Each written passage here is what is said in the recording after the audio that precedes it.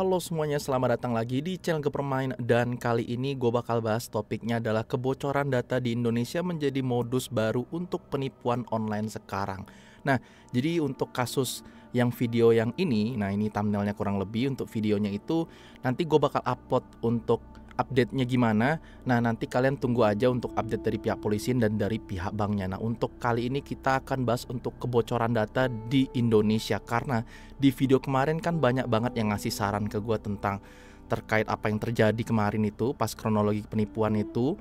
Dan ya banyak juga yang sadar akar permasalahannya guys.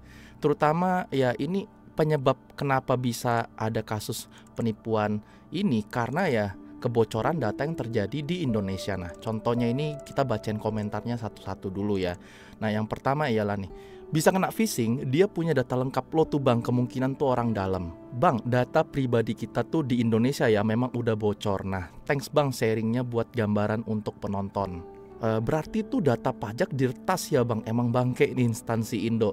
Nah, imbas dari kebocoran data yang dianggap remeh selama ini. Data lu udah bocor tuh bang, kalau bisa tahu data lu detail bisa jadi nih orang internal juga. Nah makanya nggak usah banyak transaksi digital di Indonesia, udah banyak data yang bocor. Nah udah satu negara ini tuh udah kehilangan privacy.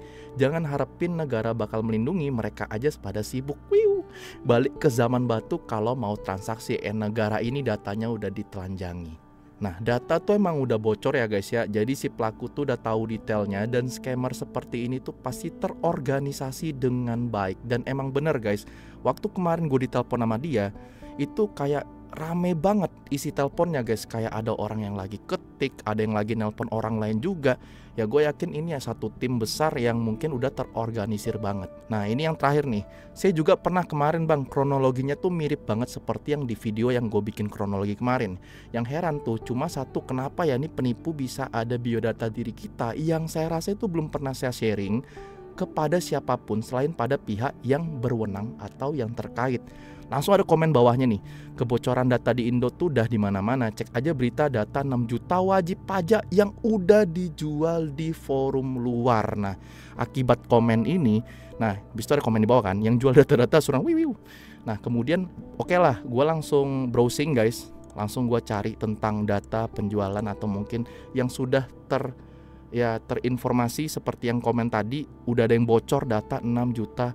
Nah, pas gue cek tuh di Google, keywordnya kita ketik aja deh, kebocoran data. Lu lihat nih isinya apa. Kebocoran data Tokopedia, Kominfo, BPJS, pribadi, asuransi, BRI loh. Bahkan asuransi aja bocor.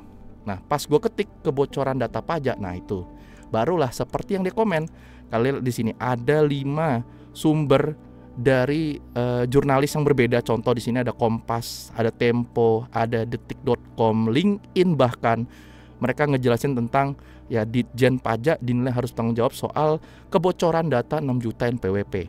Pas gua klik nih untuk yang Kompas, barulah di situ muncul gambar kayak gini. 6 juta Indonesia taxpayer atau pajak identification number NPWP. Nah, bocornya itu kelihatan di sini. Total records 6.663.379. Isinya itu ada nama, NIK, NPWP number, alamat, dan sebagainya. Dan ini dijual loh guys, dijual loh sama dia loh, sama hackernya ini $10.000 kelihatan di bawah situ. Oke, kelihatan gambar ini ya, bocornya kayak mana, detail lengkapnya. Nah, kita langsung aja buka videonya ini. Kurang lebih gue bakal ambil cuplikan, dia jelasin tentang apa aja yang bocor. Data yang bocor ini adalah data yang memang milik pemerintah, milik rakyat gitu. Data ini data yang sangat valid sekali, di dalamnya luar biasa, isinya sangat detail sekali, termasuk juga tadi sudah disebutkan ada alamat email, nomor handphone, alamat rumah, nomor NIK gitu, dan lain-lain gitu ya. Oke. Dirjen Pajak Kementerian Keuangan dianggap harus bertanggung jawab atas kebocoran 6 juta data NPWP diduga dilakukan oleh Pertas ya. Kita nggak usah sebut siapa namanya, intinya hacker bisa meretas itu, meretas data NPWP pemerintah. Oke.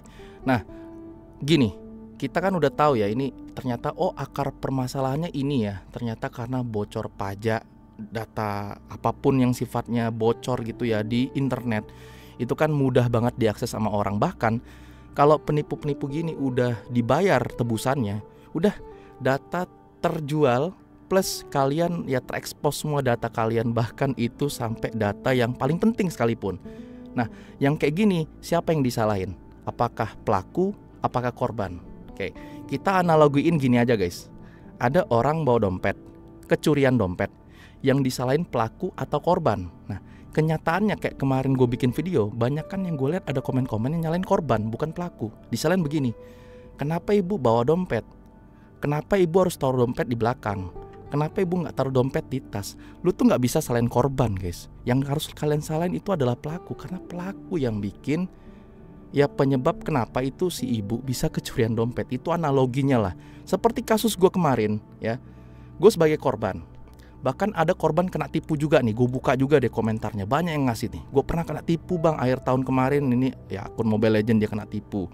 Habis itu sama kayak saya bang, kena tipu 4,6 juta kayak orang bego. Gue bang bisa kena tipu, ya sama gue juga, tapi metodenya beda. Baru bulan kemarin nih apes bet bang, gila itu next. Memang aplikasi via chat itu gak boleh diinstal sembarangan. Gue dulu juga pernah kena tipu, hilang 100 juta. Ini semua gue kasih nampak nih komen-komen orang yang kena tipu. Lu salahin mereka?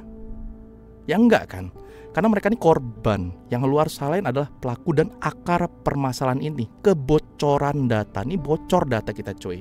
Harus pinter dalam melihat situasi yang terjadi ini, akar permasalahannya itu apa. Kalau seandainya ini bocor datanya nggak terjadi, NPWP lu nggak di display di internet, NIK lu nggak disebar luas, nama tempat tanggal lahir lu nggak muncul di internet sampai bisa diakses sama orang, harusnya kasus penipuan metode beginian itu nggak ada ya, kalau nggak bocor data.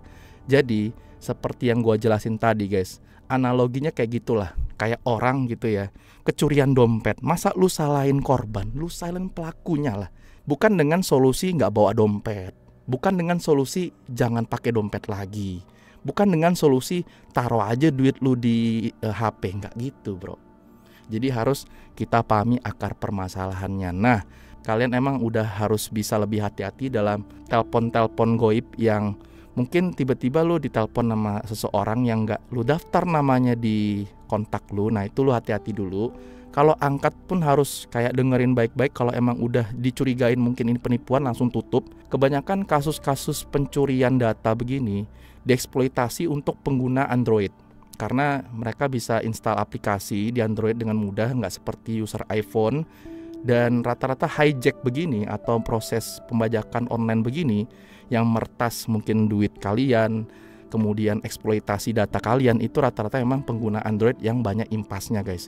Penggunaan iPhone di sini emang bagus banget guys, tapi tetap harus hati-hati juga kalau install aplikasi ya guys. Yang ketiga, karena ini udah bocor data guys, ini emang nggak bisa dimaklumi, tapi kita harus meminimalisir agar hal kayak semacam penipuan, kena tipu, udah mulai dikurangi lah kasus begini, biar nggak kejadian juga di kita dan orang terdekat kita. Nah semoga guys, gue berharap aja sih kayak data yang udah tersebar nggak tahu gimana cara kendaliinnya ini, ya ini bisa jadi kesadaran buat kita juga kalau ini tuh bukan hal remeh guys. Ini bukan hal yang lu harus maklumin. Masalah akarnya itu yaitu tadi kebocoran data. Dan semoga video ini bisa dipahami buat kalian semua. Itu intinya guys, kemarin itu video yang gue bikin ya, akar permasalahannya adalah karena kasus kebocoran data. Kalian bisa pahami untuk pesan video ini. Jangan lupa guys untuk di like dan sebarin ke teman kalian. Ya harus concern kita guys tentang penipuan data begini. See you guys on the next video. Bye-bye semuanya. Terima kasih guys untuk dukungannya semua. Ditunggu untuk video selanjutnya tentang update terbaru dari pihak polisi dan pihak bank terkait penipuan yang kemarin ya guys. Terima kasih.